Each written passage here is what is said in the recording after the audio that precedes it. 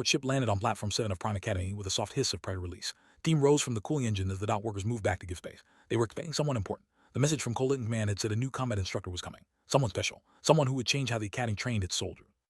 Lowered slowly. 100 eyes watched from the observation deck above. Trainees from 12 different species had gathered to see their new tier. Some were excited. Some were curious. Most were simply bored and looking for entertainment between training sessions. Park walked down the ramp. The watching crowd fell silent. Then someone laughed. Then more joined in. It was human, small, soft, and completely ordinary. She stood about 1.65 meters tall with dark hair pulled back in a simple knot. Her eyes were brown and calm. She wore no armor. She carried no weapons. She looked like she had wandered into the wrong place by accident. Laughed the loudest. They were massive reptilian warriors with scales harder than molten metal. The smallest of them stood over 2 meters tall. Their muzzles could crush stone. Their claws could tear through ship hulls. They had been the galaxy's greatest warriors for 10,000 years. The Coalition had sent them a human instructor. From the front of the crowd. He was young for only 43 years old, but already he was considered the best fighter in the academy. His scales were deep blue, almost black, and his golden eyes missed nothing. He had killed his first enemy at age 12. He had won 17 official combat tournaments. He had never lost a fight. It's a joke, he said to his friend Talon, a larder with green scales. And shook his head slowly. Maybe she's a secretary. Maybe the real instructor is still on the ship. No one else came down the ramp. The human woman simply stood there, looking around at the massive station with quiet interest. She did not seem bothered by the ladder. She did not seem bothered by anything at all. Erdogan met her at the bottom of the ramp. He was human too, one of only 3 humans stationed at Prime. He served as a logistics officer, handling supply routes and cargo schedules. Not a warrior, not anyone important, just another small human doing small human work. "I'm the Prime Instructor Park," he said, bowing slightly. "You, Commander," replied. Her voice was soft but clear. "The station is beautiful. I look forward to working here." Hall glanced up at the laughing crowd and his face tightened with worry. "Perhaps we should discuss your assignment in private. There may be some resistance to your presence." But he gazed to the observation deck. She saw the massive alien. She saw their teeth and claws and scales. She saw the mockery in their eyes, and she smiled. "Resistance is fine," she said. "It gives us something to work with." Next morning, entered Training Hall 3 for her first class. The hall was enormous, built to accommodate species of all sizes. The floor was made of reinforced composite that could withstand plasma fire. The walls were lined with weapon racks holding everything from simple blades to sonic cannons. Trainees waited inside. Most were, but there were also crystalline who could shatter steel with their bare hands, tall and elegant with 4 arms and skin like polished silver, and a few other species scattered among them. Of them stood at attention. None of them showed respect. They lounged on training mats and leaned against walls, talking among themselves as if no instructor had arrived. Walked to the center of the hall and stopped. She clasped her hands behind her back and waited. A minute passed, then 2. The trainees kept talking. A few glanced her way and smirked. After 5 minutes spoke. "When you are ready to begin, please stand in formation." A laughter. A name stood up from his mat. He was huge even by his species standards, nearly 3 meters tall with scales that showed years of combat experience. "Human," he said, walking toward her. "I think there has been a mistake. This is a combat training class. We learn to fight here, to kill. What could you possibly teach us?" Look up at him. The top of her head barely reached his chest. "I could teach you to stand in formation when your instructor enters the room. That would be a good start." Eyes narrowed. The hall went quiet. No one spoke to a warrior that way, especially not a human, especially not a small human woman with no weapons and no armor and no apparent understanding of how close she was to death. "You have courage," said slowly. "Too courage, but courage, I will give you that." He replied, "Now please stand in formation. We have much to learn today." A long moment no one moved. The tension in the room was thick enough to taste. Then slowly they began to stand. They were a diplomatic species by nature, and they saw no reason to cause trouble on the first day. One by one, they moved into formation. Followed. They were curious now. This tiny creature was either very brave or very foolish, and they wanted to see which. Lee grudgingly the stood, was the last. He took his place in the front row and stared down at with barely contained anger. It said, "Now we can begin." Started walking along the formation, looking at each trainee as she passed. "You are all here because you are considered the best fighters of your species. You have won battles. You have earned honors. You believe you know how to fight." Stopped in front of, his golden eyes met her brown ones. He did not look away. "Do not know how to fight," said. "Not yet. You know how to use your strength. You know how to use your speed. You know how to use the gifts your species gave you at birth. But fighting is not about gifts. Fighting is about seeing." Repeated, "We have the best eyes in the coalition. We can see a target from 3 kilometers away." "See far," agreed. "But you cannot see close. You cannot see the moment before a strike. You cannot see the intention in an enemy's body. You cannot see the future of a fight before it happens." Turned and walked back to the center of the hall. "That is what I will teach you to see." Weeks passed at Prime Academy. 3 weeks of frustration, confusion, and growing anger. Training methods were nothing like what the trainees expected. She did not teach them new weapons. She did not show them combat techniques. She did not let them spar freely as their previous instructors had done. She made them sit still. She made them breathe slowly. She made them close their eyes and listen to their own heartbeat. "This is meditation," complained one morning. "This is what old priests do before they die. This is not warrior training." Patience said calmly, "Understanding comes with time." "We do not have time for this foolishness," another growled. "We are trained to fight the enemies of the coalition. Real enemies, dangerous enemies, not imaginary ones inside our heads." He smiled and continued the lesson. Shin waited. Unlike the others, he did not complain out loud. But inside, his frustration grew hotter each day. He had come to the academy to become the greatest warrior in the galaxy. He had left his family and his behind. He had sacrificed everything for this dream. Now he was sitting on the floor with his eyes closed, counting his breath like a child. The trainees began to skip classes. They trained on their own in different halls, practicing the combat techniques they already knew. Only a handful of students still attended her lessons. Most of them were, who found her teaching methods interesting even if they did not fully understand them. Did not seem to care about the empty seats. She taught whoever showed up as if they were the only students who mattered. Kept coming, not because he believed in her methods. He came because he wanted to understand. He wanted to know why the coalition had sent this human. There had to be a reason. There had to be something he was missing. The morning of the 21st day, everything changed. Gathered the remaining students for a sparring demonstration. She stood in the center of the training hall, her hands relaxed at her sides. The few trainees who still attended sat around the edge of the room, watching with tired eyes. I will show you what seeing means, said. I need a volunteer, someone who wants to attack me. No one moved, but looked at each other nervously. Even who had complained the last about her methods seemed uncertain. Then stood up, walked to the center of the hall and faced. She was so small compared to him. Her head barely reached his shoulder. His claws could have wrapped around her entire body. We'll attack you, he said, and you will show me this, seeing. He replied, use whatever technique you want, attack when you are ready. Held into a fighting stance, his muscles tensed, his golden eyes focused on his target. He had fought hundreds of opponents in his life. He had never lost. It would be easy. Struck with his claws, a fast slash aimed at her shoulder. Stepped aside. His claws cut only air. Struck again, faster this time. A low sweep toward her legs. She jumped over it like she knew it was coming. And again he attacked. Each time she moved just enough to avoid him. She never blocked. She never fought back. She simply was not there when his strikes arrived. His anger rising. This was impossible. He was one of the fastest alive. His reflexes had been tested and measured. No human should be able to dodge him. Fast, said calmly, still moving, still avoiding. But you are not seeing, you are only reacting. Then still in fight, roared. Reached for his wrist. Every trainee at the academy carried a weapon there, a sonic blade mounted in a metal band. It was their last resort, their most dangerous tool. The blade vibrated at frequencies that could cut through starship armor. It could slice it in half. It could kill anything. Using it against an instructor was forbidden. Using it against an unarmed opponent was against every rule of honor, but was beyond rules now. He was beyond honor. He wanted to see fear in this human's eyes. He wanted her to know she was not better than him. Activated the blade. The air screamed as the sonic edge came to life, glowing with deadly energy. The trainees jumped to their feet. They shouted warnings, darted forward, suddenly afraid of what was about to happen. Defend yourself, human, shout. He swung the blade at her neck with all his strength and speed. What happened next would be talked about for centuries. Now sit back. She did not duck or dodge or run. She stood perfectly still as the blade came toward her. Then her hand moved. It was not fast, not by standards. If he had been watching carefully, he could have tracked every centimeter of the movement. But somehow, impossibly, her hand arrived exactly where it needed to be.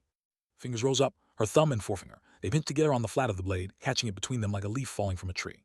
Sonic edge screamed against her fingertips. The vibrations that could cut through steel and stone and starship hulls simply stopped. The energy had nowhere to go. The blade shook and whined, and then, with a sharp crack, the emitter burned out.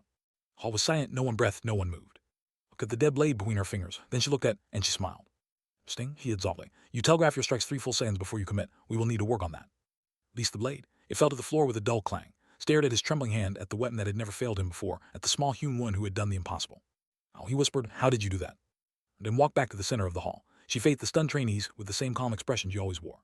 I saw it, she said simply. I saw where the blade would be before you decided to put it there. I saw your anger building. I saw your hand moving toward the weapon. I saw the tension in your shoulder that told me exactly where you would strike. Looked at each of them in turn.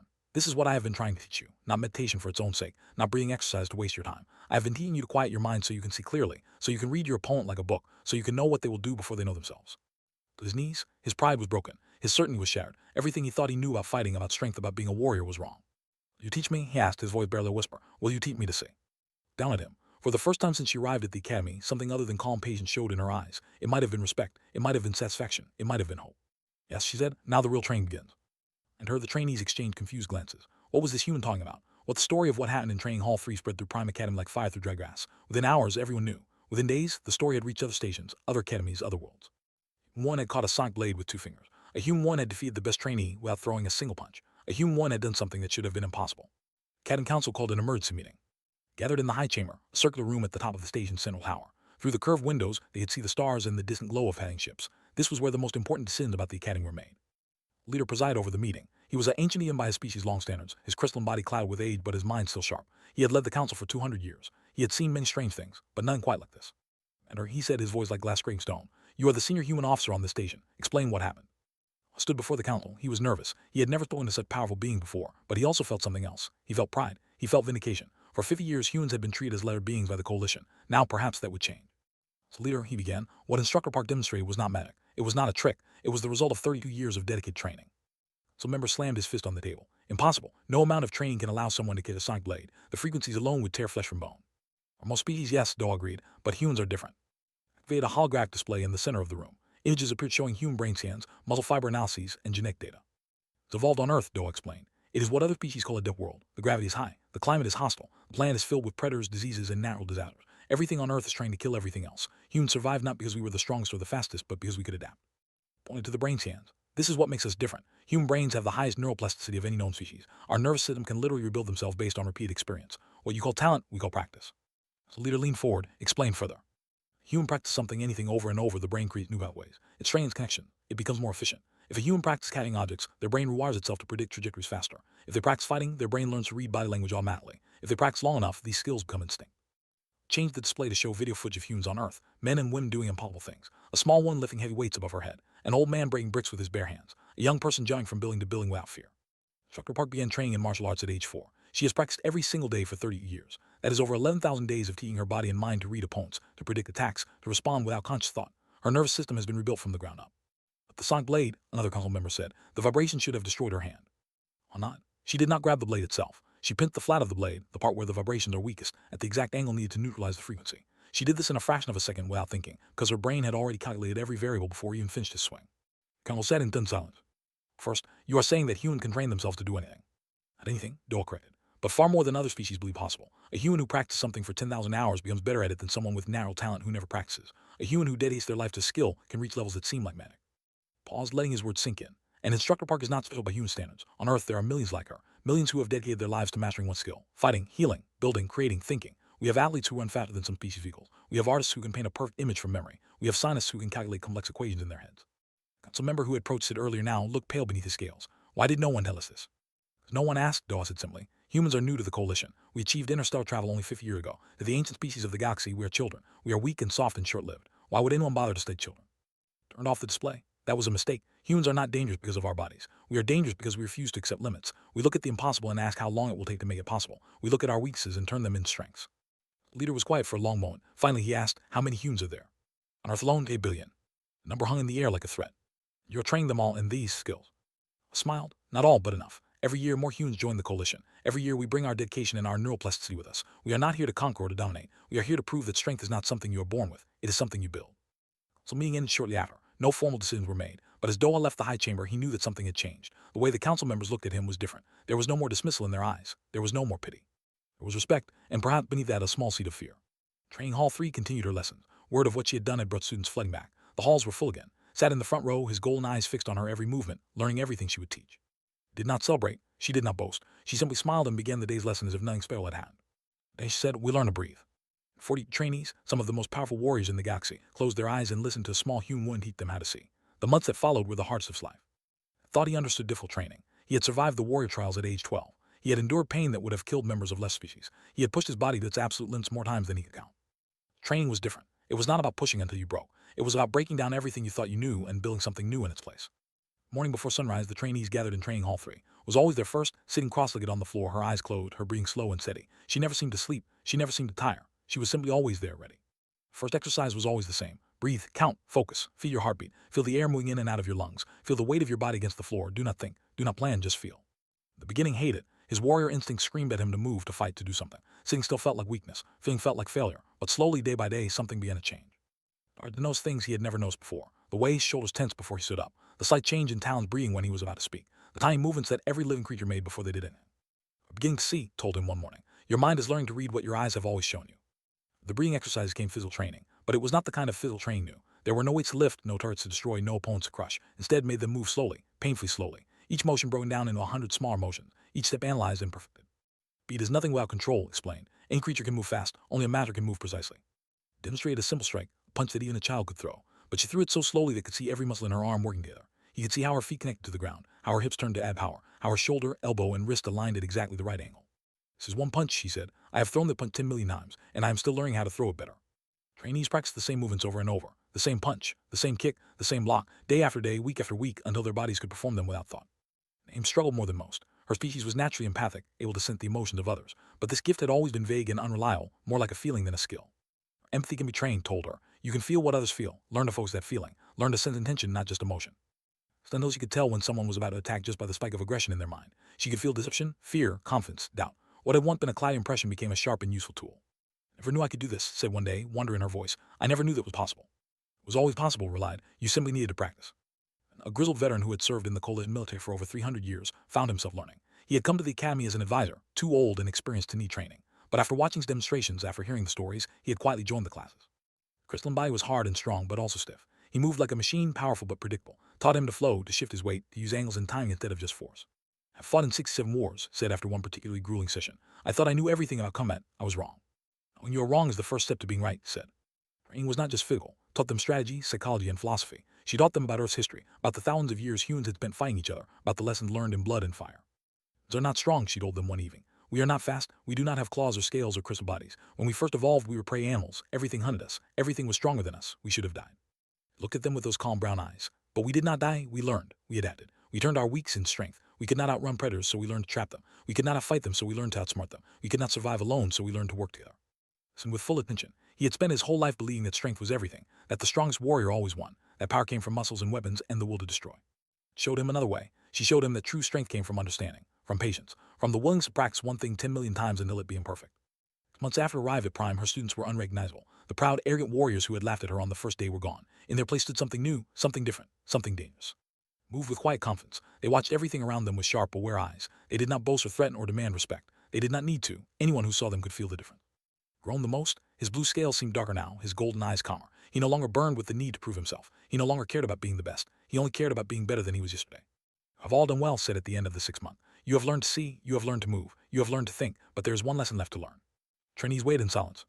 I have not yet learned to fight, said. Not truly, training is one thing, battle is another. In battle there is no time to think, there is no time to plan, there is only the moment and what you do with it. He smiled, but there was something serious behind it, something almost sad. You will have your chance to learn the lesson. I hope you are ready. No one knew what she meant. No one asked. They simply trusted her as they had learned to trust her over the long months of training. Tech came without warning on a quiet morning in the 7th month.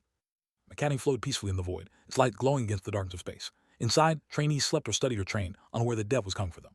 Syndicate had planned their raid for years. They were slavers, pirates who captured the strongest warriors from across the galaxy and sold them to fighting pits where the rich and cruel paid to watch aliens kill each other. An academy full of elite trainees was the perfect target. Young, strong, unbroken, worth fortunes in the underground markets. Fleet dropped out of hyperspace all at once. 12 ships, armed and armored, moving fast. Before the Academy's defense system could fully activate, they had breached the outer shields. Before the Coalition could respond to the distress signal, boarding pods were cutting through the stadium hall. Alarms screamed through every corridor. Red lights flashed. Emergency doors slammed shut, and the shock troop poured in Prime like a flood of nightmares. Were massive creatures, each one standing over 3 meters tall with 6 limbs and armor grown directly from their thick hides. They had been bred for war, designed to kill and capture and destroy. They felt no fear. They felt no mercy. They felt only hunger for the hunt. Training Hall 3 gathered her students. There were 40 of them now, those who had stayed through all 6 months of her teaching. And others stood in formation, their eyes stayed despite the sounds of battle echoing through the station. This is the lesson I told you about, said calmly. This is the moment where training becomes truth. You know how to see, you know how to move. Now you will learn if you know how to fight. Step forward, what do we do? Looked at him with something like pride. You protect the station, you protect each other, you show the galaxy what you have become. Turned toward the door. The sounds of gunfire and screaming were getting closer. I will lead, follow my movements, read the enemy, do not think, just see. Door exploded inward. A shock trooper burst through, its 6 arms holding weapons and blades, its mouth open in a roar of bloodlust. Moved it. Flowed toward the creature like water. Her body twisted around its first strike. Her hand touched its throat, gentle as a whisper, but the troop crumpled. She had struck a nerve cluster that its armor did not cover, a point of weakness that she had seen in the fraction of a second between the door opening and the attack beginning. She said, and stepped through the doorway into hell. Battle for Prime lasted 3 hours. It was the longest and shortest 3 hours of his life. Moved through the corridors beside his fellow trainees, and for the first time he understood what had been teaching them. The troops were bigger, they were stronger, they had better weapons and thicker armor, but they could not see. Attacked in straight lines, predictable and brutal. They swung their weapons with all their strength, never understanding that strength without control was just energy waiting to be redirected. They charged forward without reading their opponents, without noticing the tiny signs that revealed where their enemies would be. Everything. He saw the tension in a trooper's shoulder before it struck. He saw the shift in weight that meant a charge was coming. He saw the gaps in armor, the angles of weakness, the moments of opportunity that appeared and disappeared in fractions of a second. Sonic blade sang through the air, no longer a weapon of rage but an extension of his will. He did not hack and slash like before. He cut with precision, with purpose, each strike finding exactly the right place at exactly the right time. At him directed her squad with impossible awareness. She could feel the enemies coming before they appeared. She called out positions and warnings. Her empathic gift turned into a weapon more powerful than any blade. Coming from the left corridor, she shouted. They're afraid, they're expecting us to run. We do not run, answered, his massive form blocking the corridor, his scales absorbing blows that would have killed lesser warriors. Through the chaos like a crystal ghost, his ancient body twisted and flowed in ways it had never moved before, decades of stiffness mellowed away by months of practice. He did not fight them. He danced with them, turning their strength against them, letting them destroy themselves.